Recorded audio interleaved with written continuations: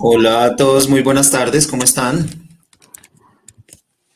Vamos a esperar 2 minuticos que se conecten más personas y ya estamos todos, ¿vale?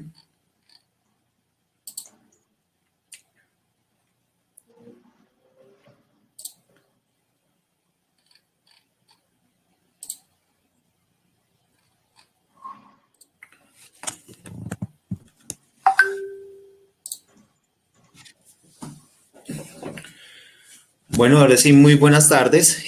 Primero que todo, quiero darles las gracias, queremos darles la bienvenida a este evento, a este conversatorio. Es una herramienta que hemos creado para ustedes. Queremos darles las gracias por estar aquí, por confiar en RadPro, por confiar en nosotros, ¿cierto? Y en nuestra calidad técnica y nuestra experticia. El día de hoy nos acompañan nuestros profesionales Uriel Chica Villegas y Jorge Cifuentes, quienes van a ser los panelistas en este evento. La idea es que hoy vamos a aclarar muchísimas dudas que podamos llegar a tener con respecto a la resolución, pues también a la resolución 482 y a todo lo que necesitamos para licenciar equipos de rayos X en Colombia, que se ha convertido muchas veces en algo un poco difícil, ¿cierto? Pero sabemos que lo estamos logrando. En Colombia cada día estamos mejorando más el tema de la calidad de rayos X. Y pues nada, quiero darle la bienvenida a doctor Uriel. Jorge creo que se nos demoró un poquito, pero vamos a ir dando inicio. Quiero darle la bienvenida a doctor Uriel. Leonardo, muchas gracias y muchas gracias a todas las personas que nos acompañan el día de hoy. Efectivamente, queríamos aprovechar este espacio para discutir un tema que resulta de interés para todos, que tiene que ver con los procesos de licenciamiento de equipos generadores de rayos X. Recordemos que, para hacer un poco de historia, el proceso de licenciamiento de este tipo de dispositivos se realizaba mediante los términos y condiciones contemplados en la resolución 9031 de 1990. Esta condición cambió desde el año 2018 con la aparición de la resolución 482 del Ministerio de Salud y Protección Social, y esta resolución, si bien tuvo un periodo de transición de un año, empezó en firme su aplicación a partir del 1 de marzo del 2019. Así que a día de hoy, básicamente, si queremos ejecutar el proceso de licenciamiento o de renovación de una autorización, debemos hacerlo bajo los términos y condiciones de la resolución 482. Esta resolución resuelve muchos problemas que traíamos en el proceso de reglamentación, particularmente equipos que utilizábamos en prácticas veterinarias, escáneres de seguridad, equipos de uso industrial. Bajo la luz de la 9031 no teníamos una claridad de si efectivamente estas instituciones debían licenciar sus equipos, pero actualmente con la 482 hay un conjunto de capítulos dentro de la resolución que contempla claramente la clasificación de los dispositivos, y esta resolución, si bien hace una clasificación de diferentes categorías para equipos de uso médico, también hace una clasificación de categorías para equipos de uso industrial, veterinario o de investigación. La mayor parte de nuestros usuarios, normalmente por lo que veo en las preguntas que nos formularon, pensaría que tienen instalados sus equipos en la ciudad de Bogotá. La idea es que vamos a discutir brevemente algunos apartes de la resolución 482, e igualmente vamos a responder estas inquietudes que nos formularon previamente por correo electrónico. Agradecemos realmente su participación, e igualmente pues en este espacio queremos escuchar que participen y que de repente les podamos apoyar en la resolución de inquietudes. Realmente en este tema siempre sale una inquietud que uno dice, esto nunca lo había pensado, siempre suele ocurrir. Entonces, pues nada, estamos abiertos a la formulación de todas sus dudas y sus inquietudes. Como les decía, el proceso de licenciamiento se da bajo los términos y condiciones de la 482. Es una resolución que está dividida en varios capítulos. Quizás resulte una resolución muy extensa, que podría ser una de las de los puntos no tan positivos del documento. Sin embargo, hay que valorar que la calidad técnica como tal de la resolución es alta en cuanto a la organización de los procesos y de trámites que debemos surtir. Entonces, recordemos, primero, con respecto a lo que son prácticas médicas, hay dos tipos de categoría. Categoría 1, y en categoría 1 solamente tenemos equipos periapicales y equipos de densitometría ósea. Por otra parte, el resto del equipamiento, estamos hablando de equipos categoría 2. ¿Qué es el resto del equipamiento? Nuestros equipos convencionales, portátiles, mamógrafos, fluoroscopios, angiógrafos, equipos híbridos que incorporen tecnología SPECT-CT o tomografía por emisión de positrones o aceleradores lineales de radioterapia, son equipos categoría 2. Sin embargo, en la categoría 2, nuevamente hay una subclasificación dependiendo del nivel de complejidad. Esto se hace básicamente porque el regulador adopta lo que se conoce como un enfoque de graduación del riesgo, en el cual las prácticas que generan un mayor riesgo al paciente, al público y a los trabajadores van a tener un mayor nivel de exigencia con respecto a los requisitos y finalmente las barreras de seguridad que deben contar para garantizar que la práctica sea segura para todos los miembros de la sociedad. Entonces encontramos lo que es radiodiagnóstico de baja complejidad, equipos de mamografía, equipos portátiles, equipos convencionales. Luego migramos hacia la mediana complejidad, como pueden ser los equipos de fluoroscopia, los equipos de tomografía, y la alta complejidad, en la cual pues básicamente quedan solamente los equipos de angiografía que están instalados en lo que comúnmente conocemos como servicios de hemodinamia. Por otra parte, quedan también las otras líneas que corresponden a medicina nuclear, los equipos híbridos, SPECT-CT, PET-CTs, que involucran no solamente la adquisición de la imagen a través de la adquisición, a través de la biodistribución de un material radiactivo administrado al paciente, sino que involucra también la fusión con una imagen de tomografía de CT. ¿Bien? Y también pues, aparece un último renglón para las prácticas de radioterapia, es decir, los aceleradores lineales de uso terapéutico para la atención de estos pacientes diagnosticados con cáncer. ¿Qué diferencia hay entre la categoría 1 y la categoría 2? Pues básicamente, en primera instancia, el periodo de otorgamiento de la autorización es de 4 y de 5 años, es decir, no hay una diferencia muy grande en cuanto al periodo de otorgamiento de la autorización, y lo que sí tenemos, un aspecto fundamental, es básicamente con respecto a los requisitos. Inicialmente, es importante que tenga hacer precisión para tener en cuenta que los equipos categoría 1, que son los equipos, como lo mencioné, los equipos periapicales y los equipos de densitometría ósea, no están condicionados a una visita previa de inspección por parte de la autoridad regulatoria. Entonces, yo hago una radicación ante la Secretaría de Salud y lo que obtengo de esa radicación es una evaluación técnica, posiblemente requerimientos, y una vez yo subsane esos requerimientos o si no hay lugar a los mismos, se emite la correspondiente autorización. Indudablemente, la autoridad regulatoria está en libertad de realizar inspecciones para verificar el cumplimiento de los términos y condiciones de la autorización, pero algo muy importante, los equipos categoría 1 no están condicionados a una visita previa para el otorgamiento de la autorización. De otra parte, aparecen los equipos categoría 2, y los equipos categoría 2, la reglamentación sí establece que hay una visita previa o se requiere una visita previa para la expedición de la autorización. Entonces, hacemos la radicación ante la Secretaría, se hace una verificación de la información, es posible que haya requerimientos, si hay requerimientos, el usuario lo subsana, si no lo subsana o no hay requerimientos, pasamos a la etapa de inspección.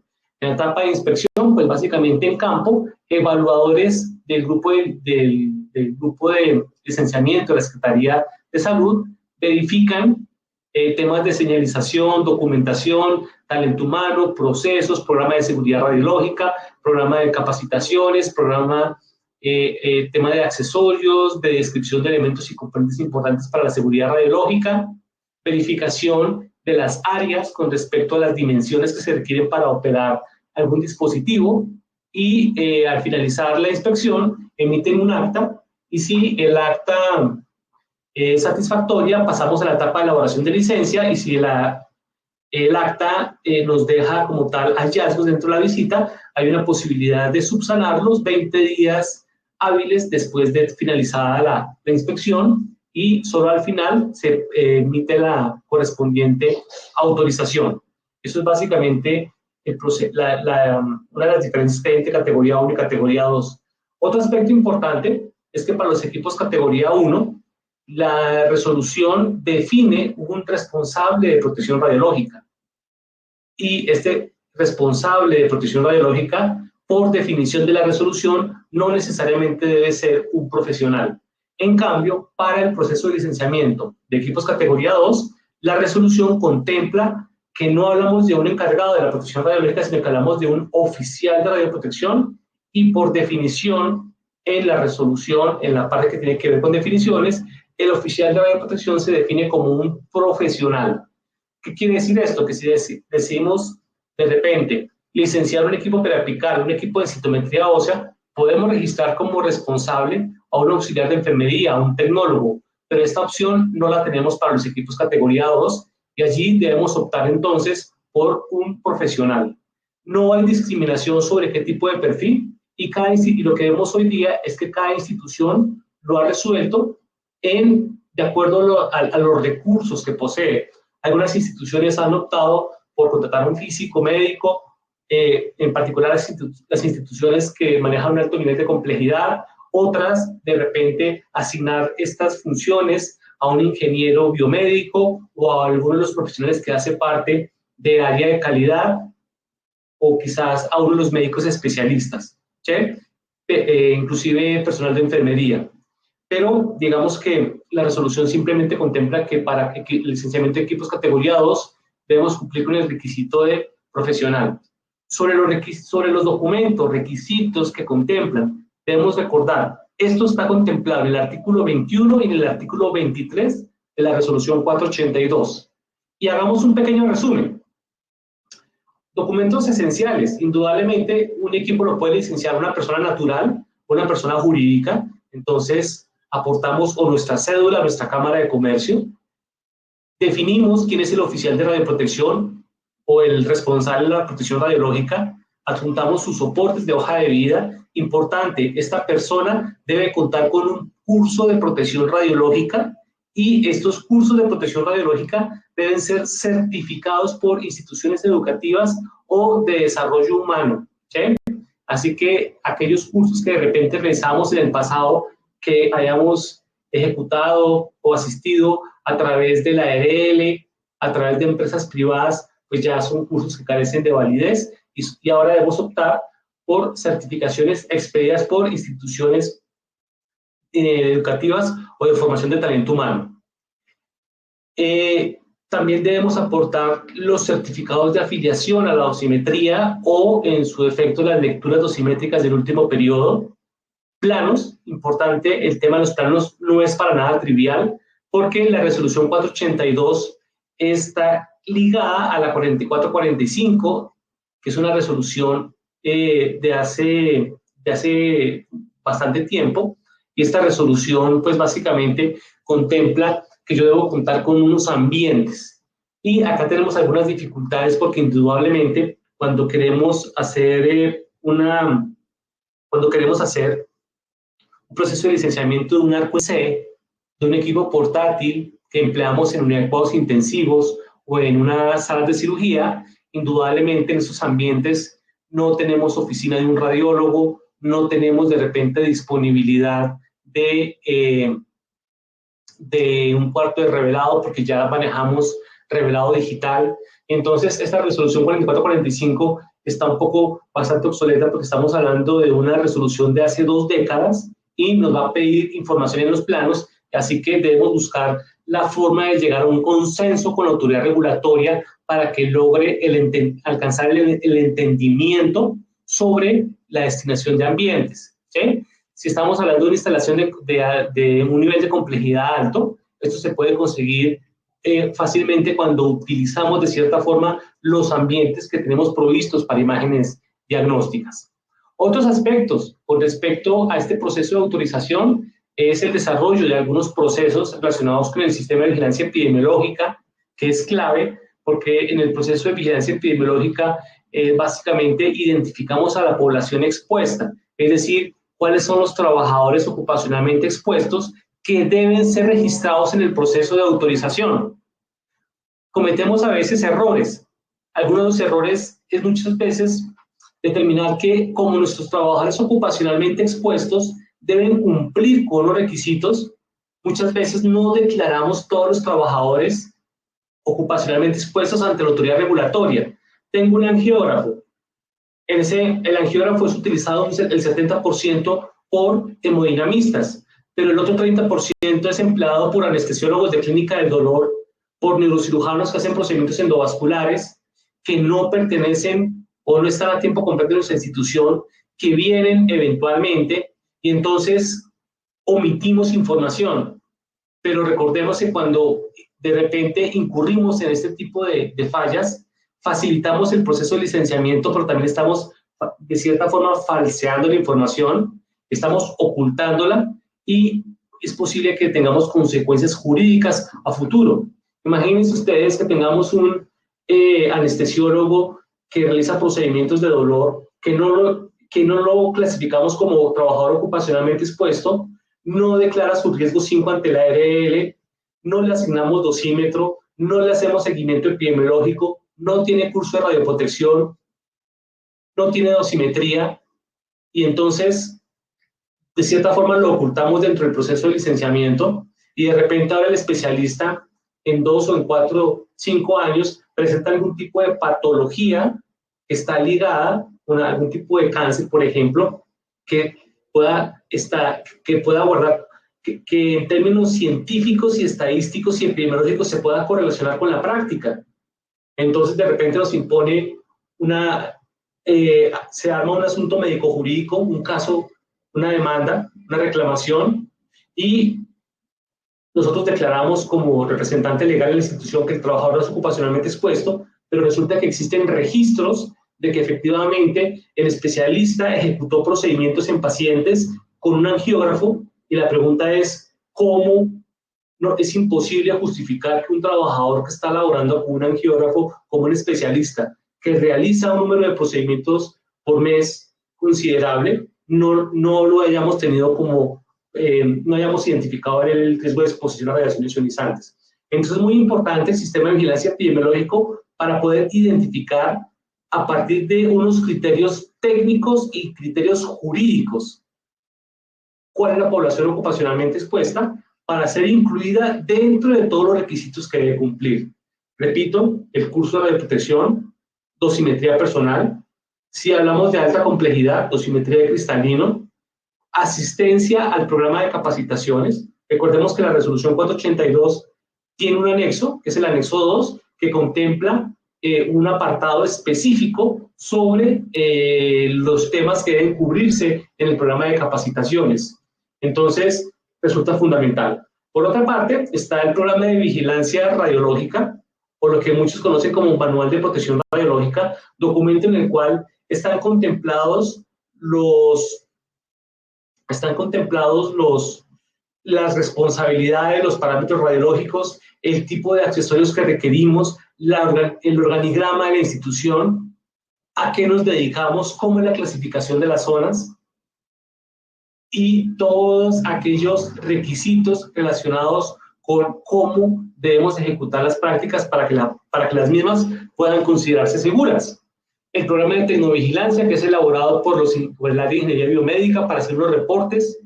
En eso realmente no solemos tener mayor dificultad porque ya somos casi que es un requisito que venimos manejando en otros procesos desde hace mucho tiempo. Los informes de control de calidad y cálculo de blindajes, que recordemos deben ser suministrados a través de una empresa que cuente con autorización para el ejercicio o para poder prestar este tipo de servicios. Bien, entonces, no sé, de momento quisiera saber si de pronto tenemos alguna duda, alguna pregunta sobre lo que hemos mencionado hasta este punto? Vale, perfecto, sí, señor. Entonces, bueno, quiero darle la bienvenida a nuestro físico Jorge Cifuentes, también que se conecta hace un momento. Tenemos, como todos sabemos, momentos previos al evento. Quisimos hacer como una encuesta, como traer como una serie de preguntas claras. Nos preguntan de Darsalud IPS, doctor, ¿cómo se hace para licenciar bajo la nueva normatividad un equipo de rayos X que es muy antiguo y que no cuenta actualmente con registro de importación, pero siempre se ha tenido habilitado bajo la resolución 2003 del 2014? Entonces, no sé, Jorge, que nos acompañas ahora, si nos quieres ayudar con esta consulta que es clásica de nuestros usuarios.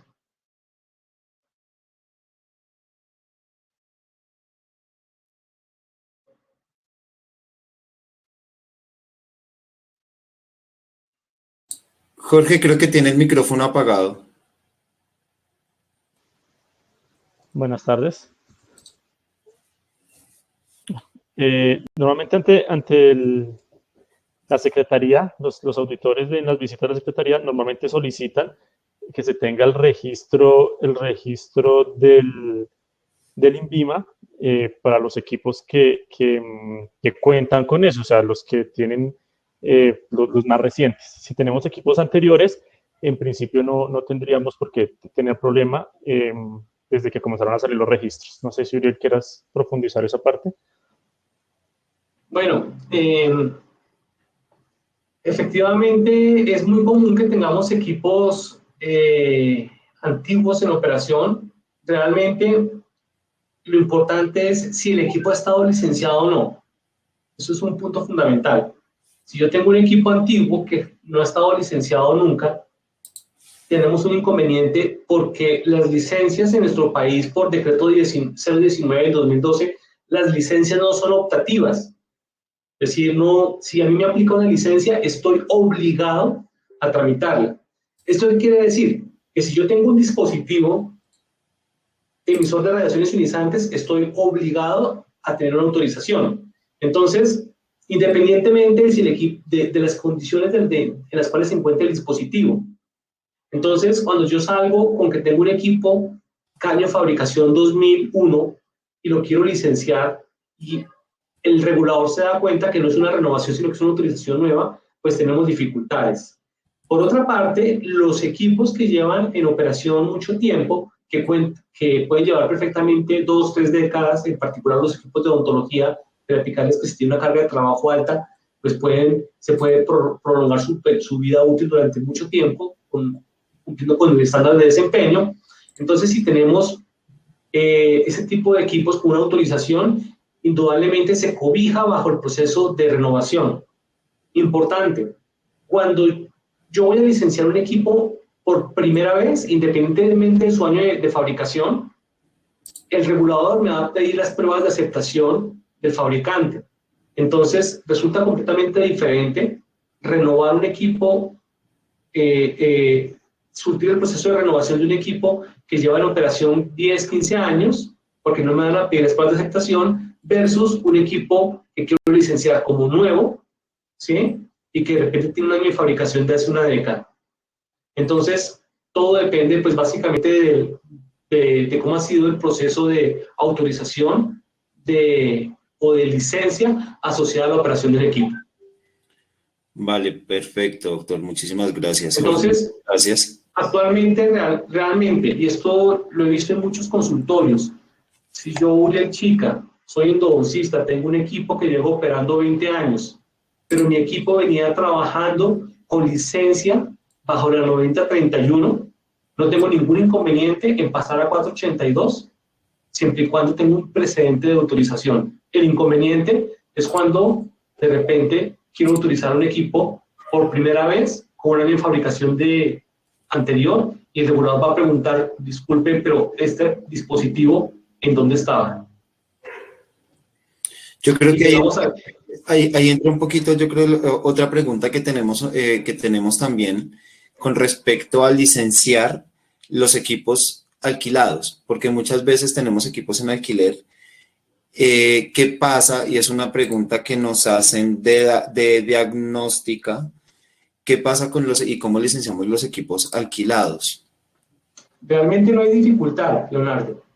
Yo puedo licenciar un equipo alquilado, el regulador ni siquiera, muchas veces ni siquiera indaga sobre la pertenencia del equipo. Ahora bien, hay una dificultad y esto puede ser en particular complejo para instituciones públicas. Si yo voy a licenciar el equipo, responsable del uso seguro del dispositivo es nuestro representante legal. Importante, más que una licencia del equipo, es una licencia de la práctica. Recordemos que no es solamente el modelo y la serie del equipo y sus pruebas de control de calidad, son los accesorios de radioprotección, la dosimetría, el programa de capacitaciones, la certificación de los trabajadores en cuanto a la asistencia a un curso, la existencia de elementos de seguridad para los pacientes, para los trabajadores, la señalización. Entonces, realmente, en el fondo, lo que se está licenciando es la práctica como tal, y cuando yo cambio el dispositivo, pues debo surtir un proceso de modificación de la autorización. Entonces, si es un equipo en alquiler, indudablemente, yo no puedo trasladar la responsabilidad a la razón social que me lo está alquilando. El responsable del uso del equipo seguro soy yo, que es el titular licenciado, que posteriori será el titular habilitado. Y si es un equipo de alquiler y vamos a cambiar el proveedor cada 6 meses, pues estaremos en la tarea de estar cambiando, solicitando modificación de la autorización. Ahora bien, acá hay un agravante porque normalmente uno fácilmente puede hacer una modificación de la autorización cuando cambia uno de los componentes. Pero si es un equipo portátil que yo estoy alquilando y luego alquilo con otra empresa, el dispositivo cambia completamente. Entonces, muy seguramente, la mayor parte de los reguladores en nuestro país no va a optar por una modificación, sino por una licencia de cero. Es decir, que el tema del alquiler me expone a un proceso en el cual yo debo estar licenciando de cero equipos generadores de rayos X. Al hacer una licencia nueva, yo no puedo utilizar el dispositivo de intercambio hasta que tenga la autorización. Diferente a una modificación, en la cual, si manejamos tiempos, el regulador no va a tener inconveniente en permitirnos utilizar el dispositivo, que es lo que ocurre cuando cambiamos el tubo de rayos X. Perfecto, sí señor, muchísimas gracias. Tenemos otra pregunta también que nos la hicieron del sector industrial, pero también la pregunta la están haciendo del sector salud. Casualmente es una pregunta que, como una pregunta similar, la voy a unir, que nos habla de los procedimientos de mantenimiento de los equipos generadores de radiación ionizante. Primero, se deben presentar originales. Segundo, en este punto, la institución puede mostrar simplemente el formato interno que usa para mantenimientos preventivos de los equipos de rayos X, o qué otro documento tiene que llegar a presentar en el mantenimiento. Jorge, si de pronto no... Bueno, respecto a pruebas iniciales y a mantenimientos periódicos de los equipos, si hablamos puntualmente de las pruebas que tienen que realizarse los equipos cuando se hace la aceptación de ellos, normalmente sí deberían estar regidos por lo que está establecido en el manual del equipo. El manual dice cuáles son las pruebas mínimas que uno debe presentar para hacer la aceptación del equipo. Normalmente son pruebas asociadas a tiempo de exposición, a kilovoltaje, de pronto algunas pruebas dosimétricas, en algunos casos, y eso sería, digamos, una primera documento que se presenta cuando son equipos nuevos. Posteriormente, desde Ingeniería Biomédica se puede definir una serie de procedimientos de mantenimiento que obviamente deben estar avalados por la casa comercial, por la entidad que encargada como tal de los mantenimientos, por la empresa encargada de esos mantenimientos, pero sí podríamos presentar nosotros mismos un formulario, una especie de instructivo, un manual que eventualmente puede estar avalado por la empresa, digamos, por la casa comercial.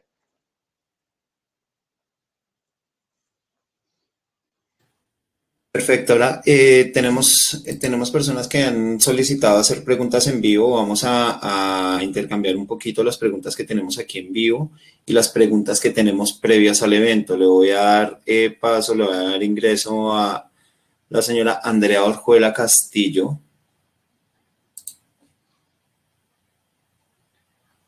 ¿Me confirmas, por favor, si puedes ingresar a la sala?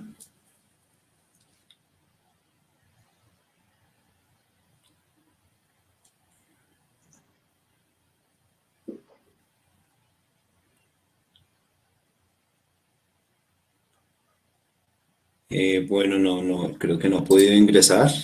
Ya le di la palabra, sin embargo, bueno, voy a darle la palabra al señor Harold Ariza Ramírez.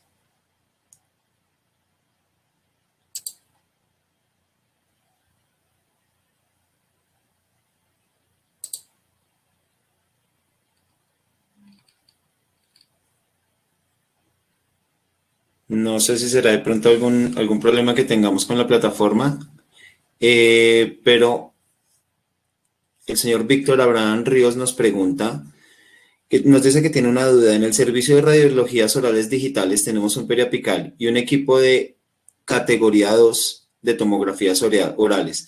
Para este caso, donde cuenta con equipos de categoría 1 y categoría 2 en el mismo servicio, ¿se requiere cumplir un profesional de solo?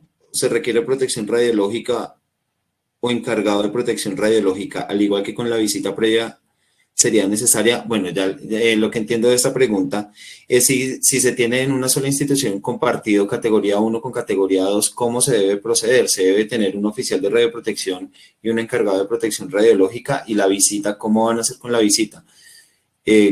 Aquí recomendaríamos más o menos trabajar todo como si se tuviera categoría 2 nomás, doctor. Realmente el proceso de autorización es por dispositivo. Esto suele ser muy común en las instituciones, igualmente en instituciones médicas cuando tienen equipos de densitometría, y cada equipo como tal se autoriza, se radica y se licencia de forma independiente. Entonces, si estamos hablando de un consultorio odontológico con un equipo periapical y un equipo tomógrafo, entonces ellos deben realizar su proceso de autorización, ¿sí? Cumpliendo los términos y condiciones y los requisitos de categoría 1 y categoría 2 de forma independiente. Pueden, de pronto, lo que resulte más útil es registrar un oficial de radioprotección para toda la instalación para evitar tener un responsable y un oficial.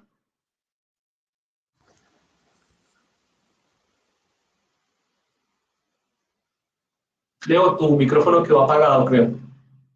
Estoy hablando solo. Tenemos en la sala al señor Harold Ariza, que ya pudo ingresar. Don Harold, bienvenido, buenas tardes. Buenas tardes, mi nombre es Harold Ariza de La Guajira, de Sociedad de Ayudas Diagnósticas. Una pregunta. Sí, al inicio hablaban de que cuando tenemos, por ejemplo, un arco en C que está en el área de cirugía, ¿cuáles personas deben ingresar a la licencia? ¿Si las instrumentadoras y el personal que está en la cirugía o simplemente el tecnólogo?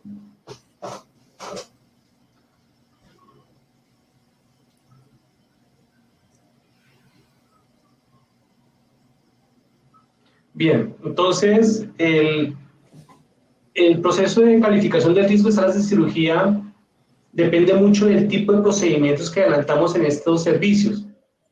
Por ejemplo, un arco en C en una clínica de mujer dedicada a fertilidad tiene una frecuencia de uso completamente diferente a un arco en C de una clínica donde el fuerte es la ortopedia y el trauma, ¿sí? Son completamente diferentes las cargas de trabajo asociadas a los dos dispositivos.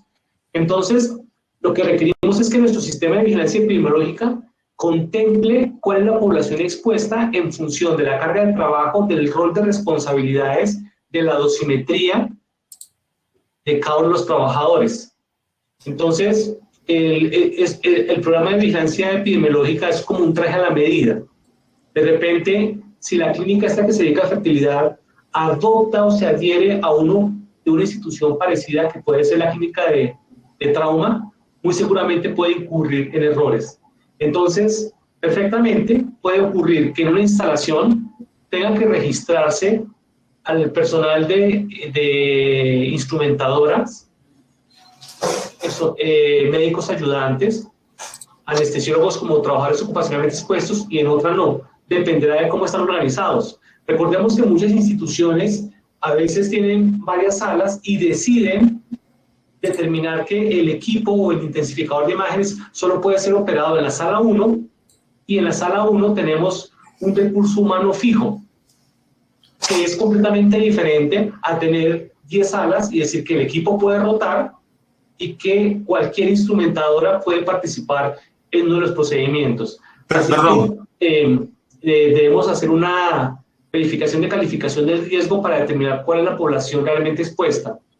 Debemos tener mucho cuidado porque de repente en algunos departamentos el regulador puede ser muy inocente y le decimos, licenciamos el arco en C como si fuera un equipo convencional con los soportes de recurso humano de imágenes diagnósticas del tecnólogo y del radiólogo. Pero la pregunta es, efectivamente, ¿cuáles son los cargos que participan en los procedimientos? A veces tenemos dificultades porque, por ejemplo, especialistas como urólogos, gastroenterólogos y ortopedistas no tienen curso de radioprotección. Entonces, los omitimos del formulario y registramos al médico radiólogo.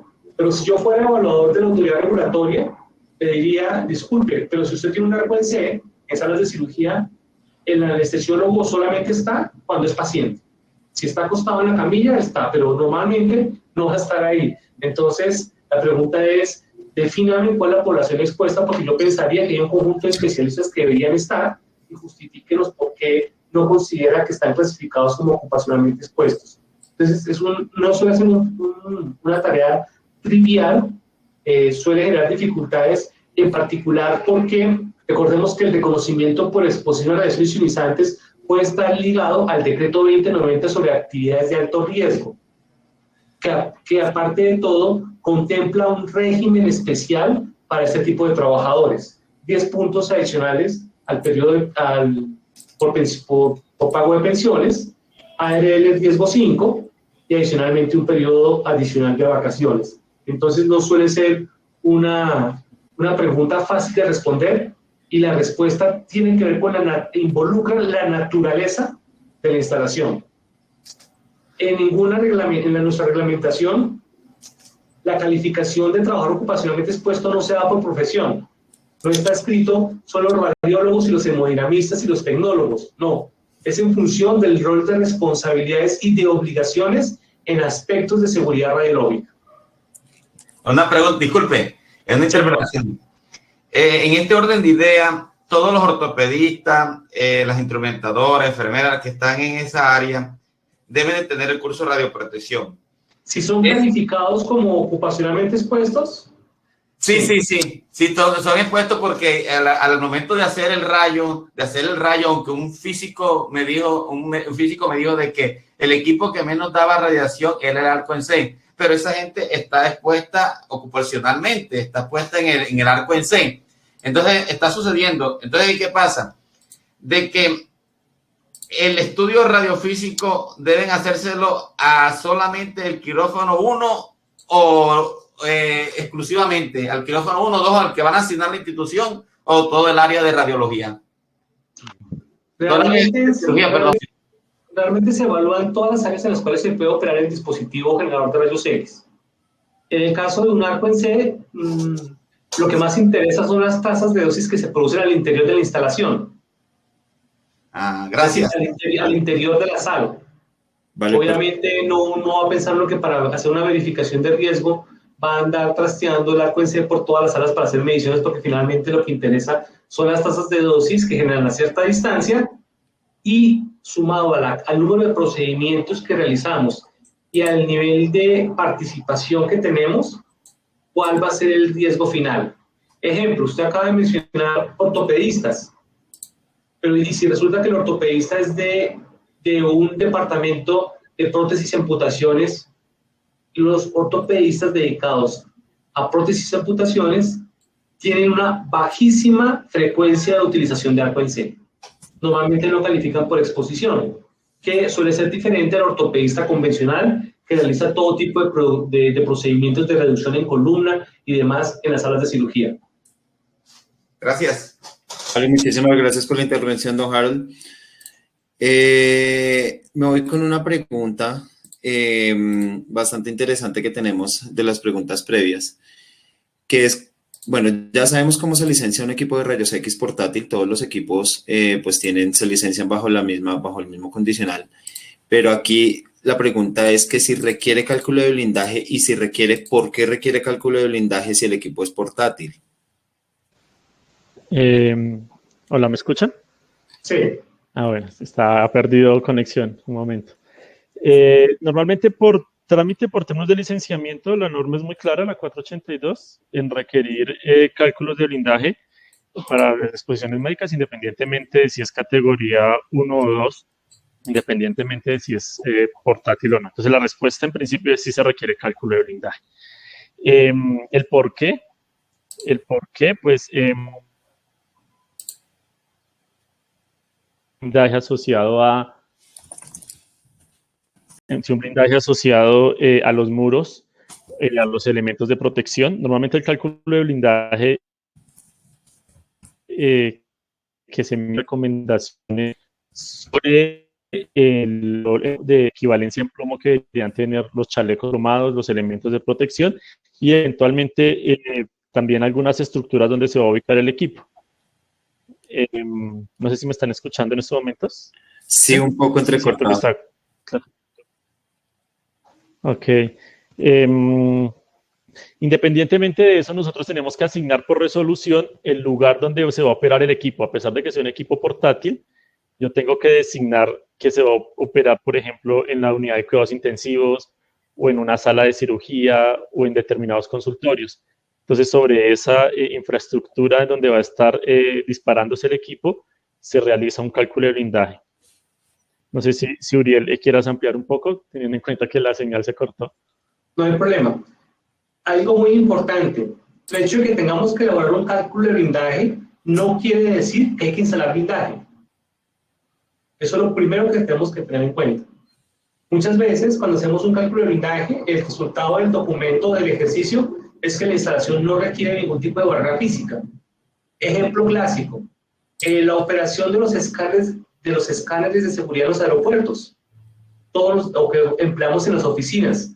Todos nos damos cuenta que efectivamente está el escáner de seguridad y entre el escáner y los usuarios no hay ningún tipo de barrera, porque simplemente no se requiere. Sin embargo, al igual que para licenciar los equipos portátiles, el aerocivil, el aeropuerto, la DIAN debe licenciar el dispositivo y debe entregar un cálculo de blindajes, que es un documento que especifica por qué para las características técnicas del dispositivo, finalmente el resultado es que no se requiere barreras adicionales.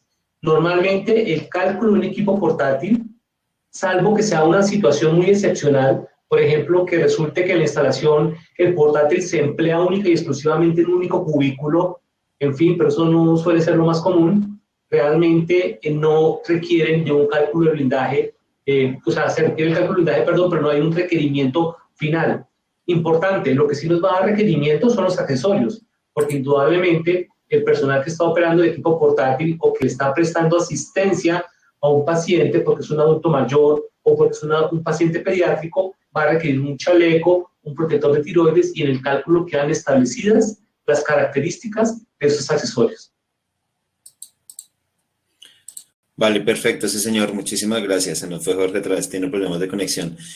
Tenemos una pregunta en el chat, doctor, que me causa curiosidad, digamos que la contesté, pero me causa curiosidad por el requerimiento que hizo la Secretaría de Salud con respecto a un equipo.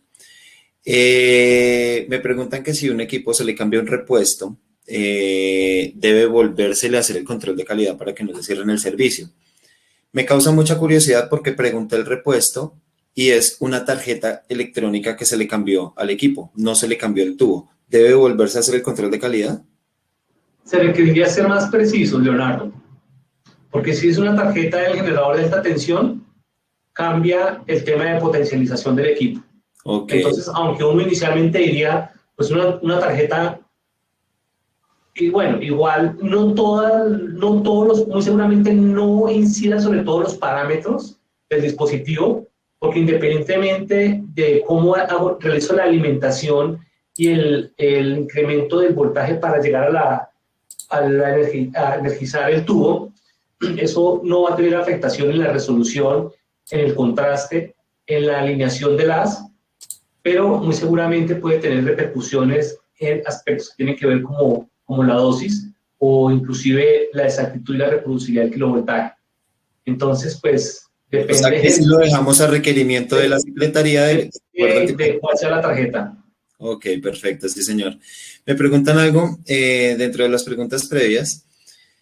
Me dicen que están realizando un trámite de licenciamiento de los equipos del Hospital Naval de Cartagena ante el distrito, que le dicen que hasta que se acabe el estudio, el estado de emergencia decretado por el presidente, hacen el procedimiento. O sea que en Cartagena no están haciendo todavía procedimiento de licenciamiento, pero ya las licencias se vencieron. ¿Qué tiene que hacer para dar trámite a hacer? Hay algo muy importante. Estamos en un decreto de emergencia. Esa es una situación excepcional. El decreto de emergencia contempla que las autorizaciones que se hayan vencido en este periodo se considerarán vigentes hasta un mes después de terminado, declarado el periodo de emergencia sanitaria. Inicialmente, la resolución, el decreto de emergencia, perdón, iba hasta el 28 de febrero, que fue prorrogado hasta donde recuerdo, hasta finales de mayo, así que pensaría que si es finales de mayo, efectivamente, la fecha hasta la cual fue prorrogado, las autorizaciones estarían vigentes hasta finales de junio. Ok, perfecto. Lo realmente importante es que el usuario realice un conteo de los días para hacer una radicación. Sí, señor. Porque si yo tengo una licencia que tiene una fecha de vencimiento, y yo hago mi radicación 60 días antes de que se venza, la ley antitrámites contempla que esa autorización original debe ser jurídicamente considerada prorrogada hasta que se resuelva de fondo esta situación. Perfecto. ¿Qué significa? Que mi licencia vencía el 31 de diciembre. Yo radico 60 días hábiles antes de esa fecha, y si pasan 2 años y el regulador no ha venido, el regulador no me ha dado respuesta, la licencia original se considera legalmente prorrogada. Esa es una consecuencia de la ley antitrámites, el decreto 019 del 2012. Pero cuando yo radico extemporáneo, estoy en una condición de vulnerabilidad porque dependo, por ejemplo, si se vencía el 31 de diciembre, radico con 45 días de anticipación, entonces, ¿en qué condición estoy? Si el 1 de enero no tengo la autorización nueva, el 1 de enero me quedo sin licencia. Y si utilizo el equipo, es a riesgo porque no estoy cobijado por una autorización. Esa es la diferencia entre prórroga o optar por una autorización, una licencia nueva. Si yo no radico dentro de los términos contemplados por la norma, no es procedente jurídicamente la renovación. O sea, que si se radica como licencia nueva, por ejemplo, ¿el equipo podría seguir funcionando? Normalmente por licencia nueva no. Ok. Listo, sí, señor. Entonces, había una pregunta que nos habían compartido. Me dicen, si a mí me entregan hoy un equipo de tomografía, un equipo tomógrafo odontológico, panorámico, nuevo, la pregunta es, si me lo entrega el fabricante hoy, ¿yo puedo empezar a utilizar? La respuesta es no, no lo puedo utilizar hasta que no tenga la autorización. Si estamos hablando de un equipo nuevo, hasta que tenga la autorización, lo puedo operar. Perfecto, sí, señor. Nos preguntan del sector veterinario. En los documentos para adjuntar en el anexo 4, para la categoría 2, solicita la copia del diploma del encargado de protección radiológica. Este diploma debe ser el de pregrado, la tarjeta profesional y/o la certificación en radioprotección. Y segundo, también solicitan la capacitación en protección radiológica, la cual se entiende que se debe realizar de acuerdo al anexo 5. Se debe adjuntar la certificación de la capacitación, el contenido de la capacitación para que verifiquen que se llevó a cabo de acuerdo al anexo 5, o se adjuntan ambos documentos. Los equipos de uso veterinario son un equipo de uso del grupo llamado equipos de uso veterinario, investigación e industrial. Entonces, estos dispositivos los equipos veterinarios quedan en la categoría 2 de ese grupo. Entonces, en la erradicación, yo simplemente demuestro que el oficial de radioprotección tiene pregrado. Es un ingeniero, veterinario, en fin, tiene pregrado y tiene curso de radioprotección. La verificación de la asistencia a las capacitaciones internas que están contemplados el temario en el anexo quinto es verificado en el proceso de inspección.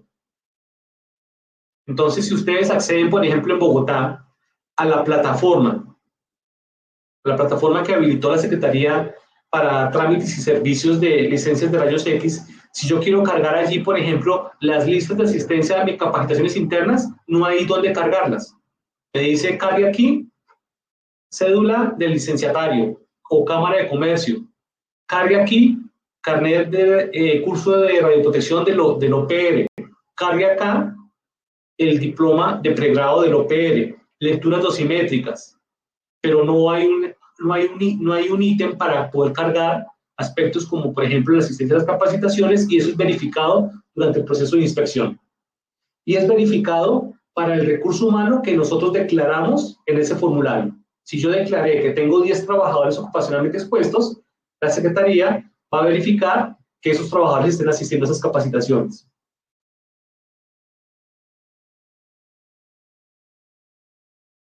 Leo, nuevamente el micrófono.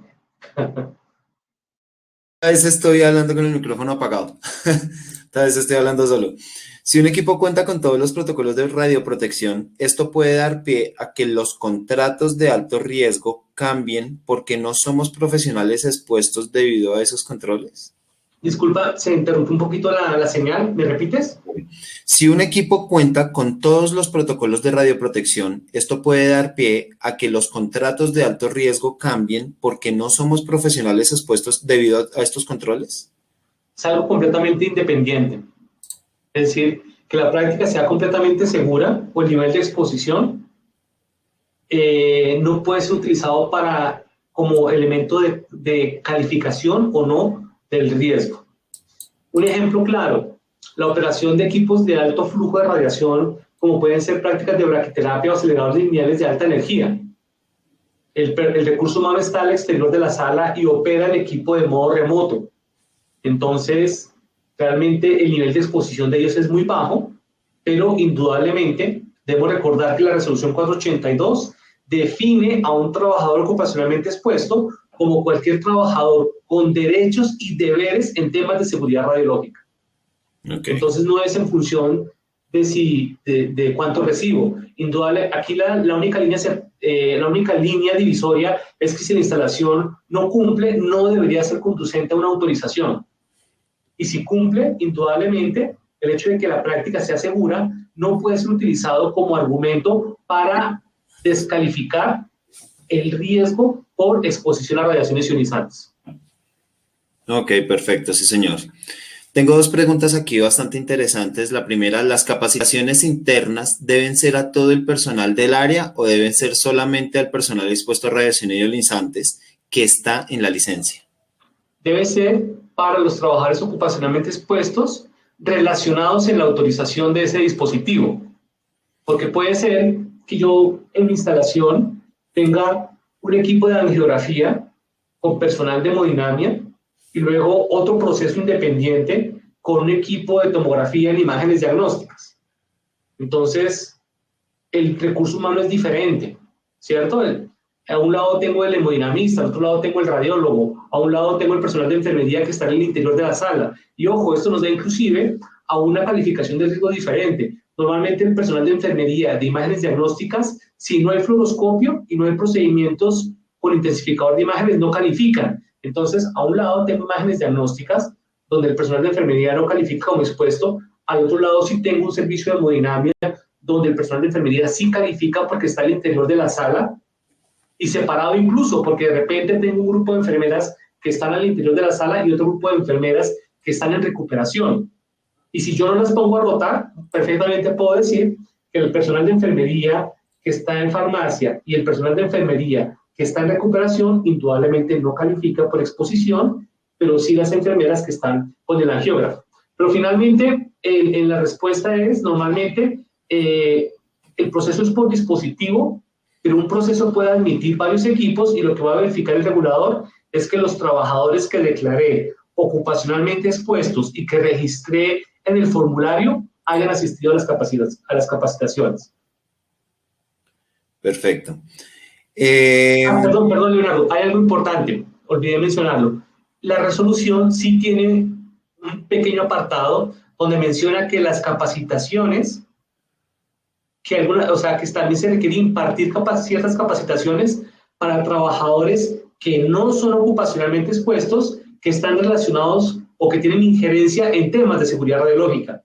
Entonces, perfectamente yo puedo decir, tengo 10 temas, pero hay algunos temas que son para el personal asistencial y de repente un par de temas le aplican al área de calidad o al área de seguridad y salud en el trabajo o al área de recursos humanos, pero no suele ser todo el programa, sino suelen ser unas capacitaciones muy puntuales para ellos. Perfecto. Entonces, si el regulador quiere aplicarla tal cual, como dice textualmente, efectivamente nos puede pedir las capacitaciones de los trabajadores expuestos y adicionalmente cómo cumplimos con el ítem que dice que también debemos capacitar a los trabajadores que tienen algún tipo de injerencia en temas de seguridad radiológica que no son trabajadores ocupacionalmente expuestos. Ese es un punto interesante porque muchas veces las capacitaciones todas son para trabajadores ocupacionalmente expuestos y realmente el área de seguridad y salud del trabajo requiere de formación. El área de calidad lidera los procesos de licenciamiento. El área de seguridad del trabajo lidera el proceso de compra de accesorios de radioprotección, de asignación de dosímetros, de despliegue del sistema de vigilancia epidemiológico. El ingeniero biomédico tiene que ver con gestión de contratos por cambios de infraestructura, instalación de blindajes, gestión de contratos para hacer cálculos de blindaje, gestión de contratos para hacer control de calidad e indudablemente, aunque ellos, los biomédicos, muy seguramente, el área de calidad y el área de seguridad del trabajo no son ocupacionalmente expuestos, juegan un papel muy importante dentro del programa, inclusive el área de talento humano, que debe estar alerta para determinar tener la claridad sobre el hecho de que los trabajadores ocupacionalmente expuestos no es simplemente la calificación, el registro, para que tengamos coherencia, tienen que estar en la ARL en riesgo 5 y resolver el tema de los 10 puntos adicionales de suspensiones. Listo, perfecto. Y de pronto ya para terminar tengo dos preguntitas bastante interesantes. Una, ¿cómo se realiza el proceso de test de la imagen en mamografía para un mamógrafo análogo? Y la última, ¿qué pasa si ya se tiene la resolución y se va al oficial de radioprotección o algún trabajador expuesto? Bien, entonces empecemos con la última. Simplemente las licencias, la resolución 482 reglamenta el proceso, pero el modelo de la autorización que se expide es diferente de un proceso con la Secretaría Distrital de Bogotá o con la de Cundinamarca. En la de Bogotá, los trabajadores ocupacionalmente expuestos ya no aparecen. Así que yo la modifico cuando hay cambio de representante legal o cuando tenemos cambio del OPR. Cada departamento opera distinto. La de Antioquia tampoco registra a los trabajadores, solamente registra el OPR y el representante legal. Entonces, en ese sentido, el movimiento de trabajadores no es tan crítico siempre y cuando ante una inspección demostremos que esos trabajadores que sustituyeron a los anteriores cumplen con todos los criterios contemplados para un trabajador ocupacionalmente expuesto. Dosimetría, capacitaciones, accesorios, si es un angiógrafo, dosímetro de cristalino, en fin. Entonces, digamos que ese sería como el tema con modificación por recurso humano. Igualmente hacemos modificación cuando cambiamos el tubo o algunos de los elementos, componentes importantes del dispositivo. Y la otra pregunta, ¿me la recuerdas? La primera que formulaste. ¿Cómo se realiza el proceso de test de imagen en mamografía para un mamógrafo análogo? La resolución 482 no solamente reglamenta el proceso de autorización, sino que reglamenta el tipo de pruebas de control de calidad que debemos realizar a cada tipo de dispositivo. Entonces, particularmente para un equipo de mamografía, se hace se hacen pruebas de coincidencia del campo de radiación con el campo de luz, distancia foco, superficie o generador de imagen. Se verifica la simetría del sistema de colimación, se verifica resolución, se verifica contraste, se hacen mediciones de exactitud del kilovoltaje, reproducibilidad del kilovoltaje, exactitud del tiempo, reproducibilidad del tiempo, rendimiento, linealidad del rendimiento, reproducibilidad del rendimiento, dosis en piel, y finalmente cuando el equipo pasa todas las pruebas o tiene desviaciones que se encuentran dentro de los límites de tolerancia, es procedente un informe con concepto favorable para que sea expedida la autorización.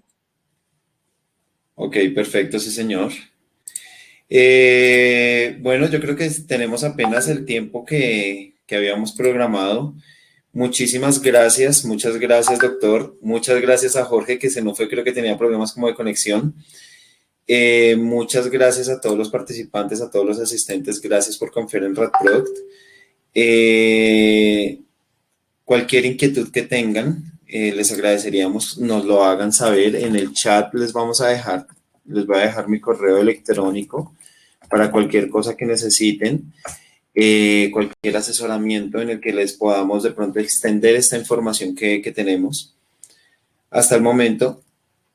Y nuevamente, muchísimas gracias por el tiempo y muchas gracias por estar con nosotros. Que tengan un feliz día. Bueno, muchas gracias a todos y esperamos verlos en nuestros próximos eventos. Bueno, sí, señor. Muchísimas gracias. Que tengan un feliz día. Gracias a todos. Hasta luego.